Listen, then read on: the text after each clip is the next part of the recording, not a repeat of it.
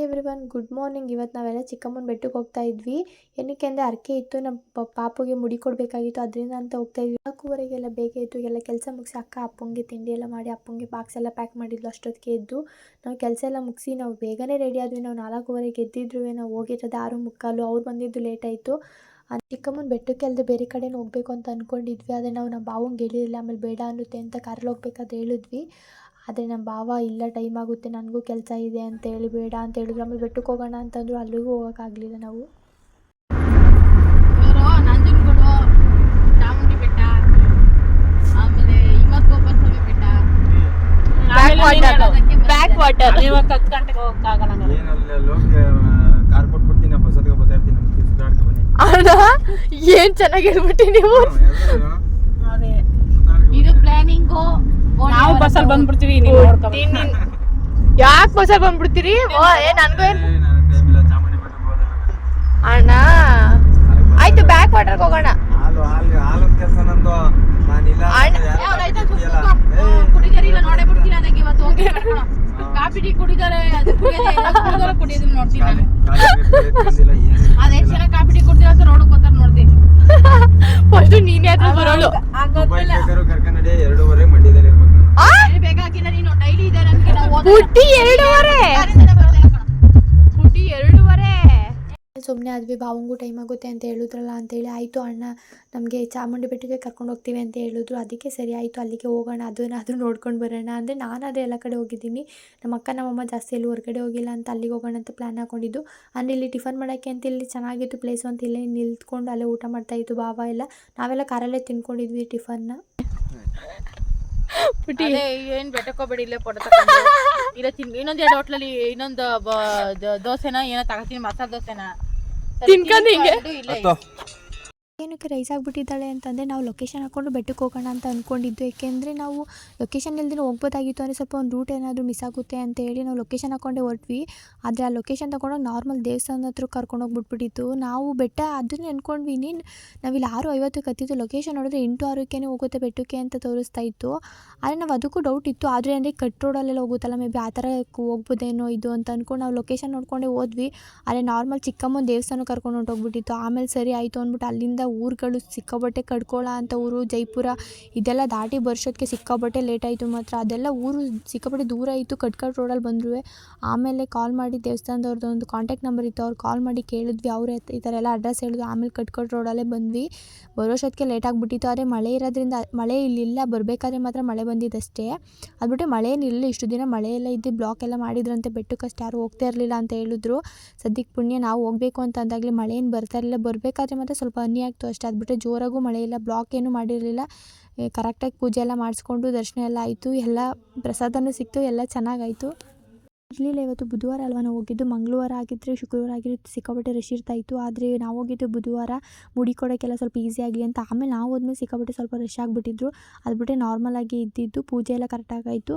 ಆದರೆ ಗುಡಪ್ಪವರು ಮುಡಿ ಕೊಡ್ತಾರಲ್ಲ, ಅವ್ರು ಇರಲಿಲ್ಲ. ಅವರು ಅಂದರೆ ಯಾವಾಗಾದ್ರು ವಾರದ ದಿನ ಅಷ್ಟೇ ಅಂತ ಇರ್ತಾರೆ. ನಾವು ಗುಡಪ್ಪವ್ರನ್ನ ಕೇಳಿದ್ದಕ್ಕೆ ಎನಿ ಟೈಮ್ ಇರ್ತಾರೆ ಅಂತ ಹೇಳಿದರು.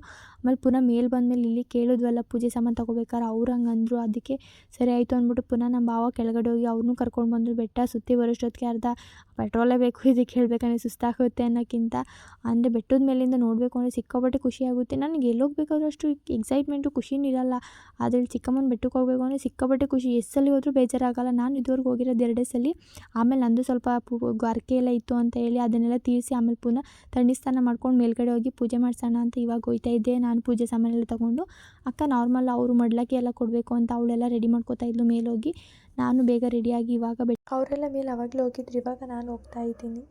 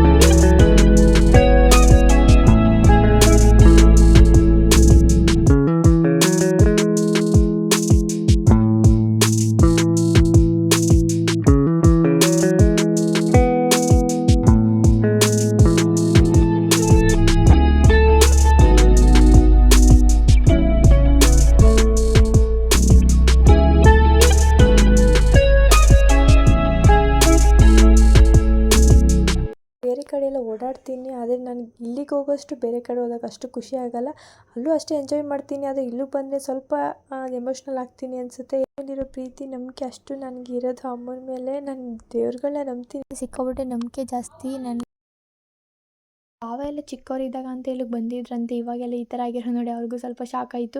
ನಾನು ಬಂದಾಗೆಲ್ಲ ಈ ಥರ ಇರಲಿಲ್ಲ ಅಂತೆಲ್ಲ ಹೇಳ್ತಾಯಿತ್ತು. ಭಾವ ಎಲ್ಲ ಎಕ್ಸ್ಪ್ಲೇನ್ ಮಾಡ್ತಾಯಿತ್ತು ಹೆಂಗಿತ್ತು ನಾನು ಬಂದಾಗೆಲ್ಲ ಅಂತ ಹೇಳಿ.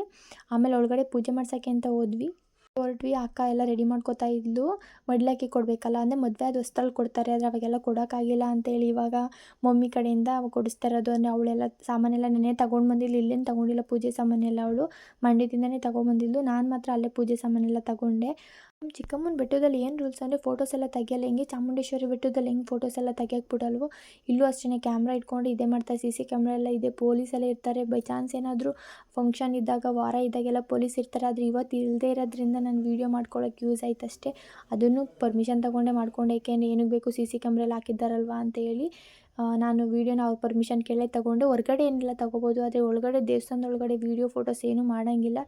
ನಾವು ಪೂಜೆ ಎಲ್ಲ ಮುಗಿಸ್ಕೊಂಡು ಈಚೆ ಬಂದು ಅಲ್ಲೇ ಫೋಟೋಸ್ ಎಲ್ಲ ತಗೋತಾ ಇದ್ವಿ. ಬಟ್ ನೇಚರ್ ಎಲ್ಲ ಸಖತ್ತಾಗಿದೆ. ಅಂದರೆ ಮೇಲಿಂದ ನೋಡೋಕ್ಕೆ ಮತ್ತು ವೀಡಿಯೋಸ್ ನನಗೆ ಅನಿಸಿದೆ ಅಂದರೆ ವೀಡಿಯೋ ಫೋಟೋಸನ್ನು ನೋಡೋಕ್ಕಿಂತ ರಿಯಲಿ ಮಾತ್ರ ಅಷ್ಟೇ ಸಖತ್ತಾಗಿ ಕಾಣ್ತಾಯಿತ್ತು. ಇವಾಗ ಮೋಡ ಇರೋದ್ರಿಂದ ಬಿಸಿಲಿದ್ದರೆ ಅಷ್ಟು ಚೆನ್ನಾಗಿ ಕಾಣ್ತೈತೆ ಏನೋ ಗೊತ್ತಿಲ್ಲ. ಆದರೆ ಇವಾಗ ಮಳೆ ಇರೋದ್ರಿಂದ ಸಿಕ್ಕಾಪಟ್ಟೆ ಕೋಲ್ಡು ಇರಲಿಲ್ಲ, ನಾರ್ಮಲ್ ವೆದರ್ ಇದ್ದಿದ್ದು ಇಲ್ಲಿ ಚೆನ್ನಾಗಿತ್ತು. ಮಳೆನೂ ಏನು ಅಷ್ಟು ಬರ್ತಾ ಇರಲಿಲ್ಲ. ಸದ್ಯಕ್ಕೆ ನಾವು ಪೂಜೆ ಮುಗಿಸ್ಕೊಂಡು ಕೆಳಗಡೆ ಹೋಗ್ತಾ ಇದ್ವಿ, ಅವಾಗ ಮಾತ್ರ ಸ್ವಲ್ಪ ಮಳೆ ಬಂದಿದ್ದಷ್ಟೇ. ಇಲ್ಲಿ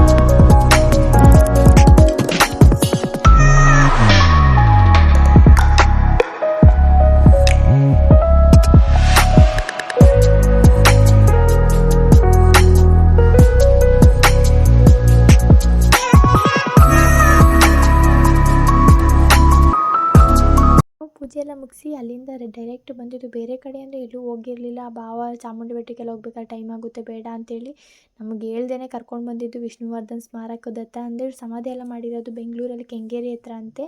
ನಮ್ಮನೇಲಿ ಸ್ಮಾರಕ ಇದೆಯಲ್ಲ ಅಂತ ಇಲ್ಲಿ ಕರ್ಕೊಂಡು ಬಂದಿದ್ದು. ಏನಕ್ಕೆ ಅಂದರೆ ಅಣ್ಣಂಗೆ ಇಷ್ಟ ಅಂತ ಕರ್ಕೊಂಡು ಬಂದಿದ್ದು. ಅಂದರೆ ಅಣ್ಣ ಅಭಿಮಾನಿ ವಿಷ್ಣುವರ್ಧನು, ಅದರಿಂದ ಅಣ್ಣ ನಾವು ನೋಡಿರಲಿಲ್ಲ ಇಲ್ಲಿ. ಇದು ಮೈಸೂರಲ್ಲಿ ಇರೋದು, ಅಂದರೆ ಎಲ್ಲಿ ಅಂತ ಕರೆಕ್ಟಾಗಿ ಗೊತ್ತಿಲ್ಲ. ಯಾಕೆಂದರೆ ನಮ್ಮ ಭಾವ ನಮ್ಮನ್ನ ಹೇಳ್ದೆ ಕರ್ಕೊಂಡು ಬಂದಿದ್ದು.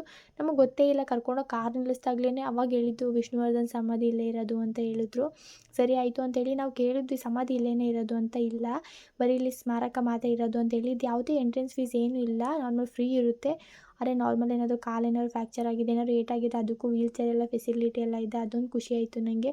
ಪೂರ್ತಿ ವಿಷ್ಣುವರ್ಧನ್ ಅವ್ರದ್ದು ಯಾವ್ಯಾವ ಫಿಲಮ್ನಲ್ಲಿ ಯಾವ್ಯಾವ ಪಿಕ್ಚರ್ಸ್ ಇದೆ ಎಲ್ಲನೂ ಪೇಸ್ಟ್ ಮಾಡಿದ್ರು ಅಲ್ಲಿ.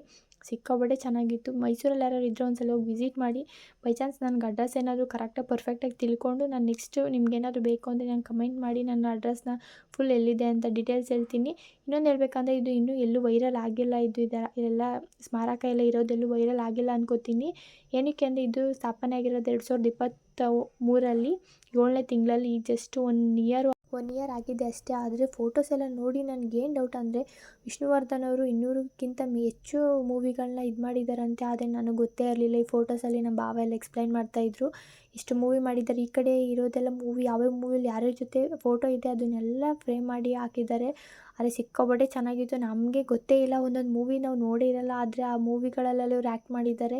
ಅದು ನೋಡಿ ಖುಷಿ ಆಯಿತು. ಅಲ್ಲಿ TV ಇರೋದ್ರಿಂದ ಅಲ್ಲಿ ಸಾಂಗ್ಗಳು ಹಾಕ್ತಾರಂತೆ ವಿಷ್ಣುವರ್ಧನ್ದು. ಅಂದರೆ ಅಷ್ಟೊಂದು ರಶ್ಶು ಇರೋದಿಲ್ಲ. ಅಂದರೆ ಬೆಳಿಗ್ಗೆ 10 ಗಂಟೆಯಿಂದ ಸಂಜೆ 5 ಗಂಟೆ ಕ್ಲೋಸ್ ಅಂತ. 5 ಗಂಟೆ ಮೇಲೆ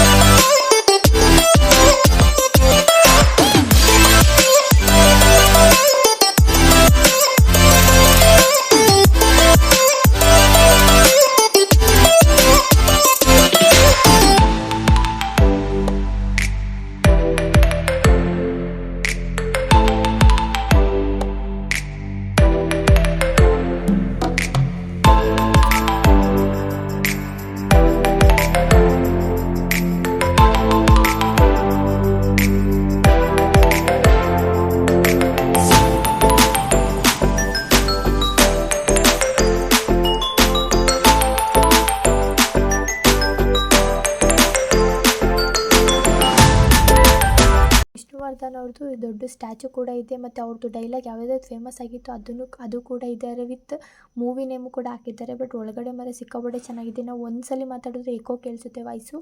ಅದು ಅಲ್ಲದೆ ಇವರು ಯೂಸ್ ಮಾಡ್ತಾ ಇದ್ರಲ್ಲ ಕಾರು, ಅದನ್ನು ಕೂಡ ಇಲ್ಲೇ ಇಟ್ಟಿದ್ದಾರೆ. ಅದನ್ನು ಯಾರು ಟಚ್ ಮಾಡೋಂಗಿಲ್ಲ, ಆದರೆ ನೋಡ್ಬೋದು. ಬಟ್ ಕಾರು ಚೆನ್ನಾಗಿದೆ. ಕಾರ್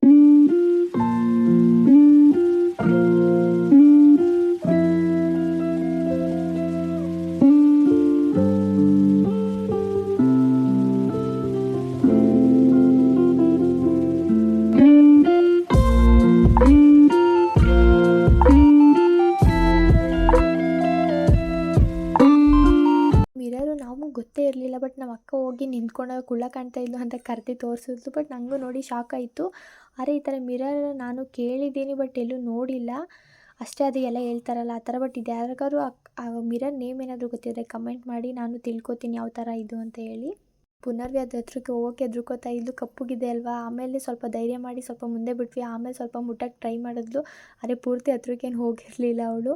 ಆಮೇಲೆ ಅದನ್ನೆಲ್ಲ ಮುಗಿಸಿ ಎಲ್ಲೂ ಹೋಗಿರಲಿಲ್ಲ. ಟೈಮ್ ಆಯಿತು ಅಂತ ಹೇಳಿ ಆವಾಗಲೇ ನಾವು ಮಂಡಿಗೆ ಬರೋಷ್ಟೊತ್ತಿಗೆ 4:15 5 ಗಂಟೆ ಆಗಿತ್ತು. ರಿಟರ್ನ್ ಮಂಡಿಗೆ ಬಂದ್ವಿ. ಹೊರಗಡೆ 5 ಪ್ಲೇಸ್ ಪ್ಲ್ಯಾನ್ ಮಾಡಿದ್ದು, ಆದರೆ ಎಲ್ಲೂ ಹೋಗೋಕ್ಕಾಗಿಲ್ಲ. ಹೋಗಬೇಕು ಅನ್ನೋ ಪ್ಲೇಸ್ಗೆ ಹೋಗಿಲ್ಲ, ಗೊತ್ತೇ ಇಲ್ಲ ಅನ್ನೋ ಪ್ಲೇಸ್ಗೆ ಹೋಗಿದ್ದೀವಿ ನಾವು. ಅದಕ್ಕೆ ನಮ್ಮ ಭಾವಂಗೆ ಹೇಳಿದ್ವಿ ನೆಕ್ಸ್ಟ್ ಟೈಮ್ ಕರ್ಕೊಂಡು ಹೋಗಿ ಅಂತ ಹೇಳಿದ್ವಿ. ನೋಡೋಣ, ನಮ್ಮ ಭಾವ ಕರ್ಕೊಂಡು ಹೋಗ್ತೀನಿ ಅಂತ ಹೇಳಿದ್ದಾರೆ. ನೆಕ್ಸ್ಟ್ ಟೈಮ್ ನಮ್ಮ ಭಾವನ ಜೊತೆ ಇನ್ನೊಂದ್ಸಲ ನೆಕ್ಸ್ಟ್ ವ್ಲಾಗಲ್ಲಿ ಸಿಗೋಣ. ವ್ಲಾಗ್ ಏನಾದರೂ ನಿಮ್ಗೆ ಇಷ್ಟ ಆದರೆ ಲೈಕ್ ಮಾಡಿ, ಶೇರ್ ಮಾಡಿ, ಕಮೆಂಟ್ ಮಾಡಿ ಆ್ಯಂಡ್ ಸಬ್ಸ್ಕ್ರೈಬ್ ಮಾಡ್ಕೊಳ್ಳಿ. Thank you.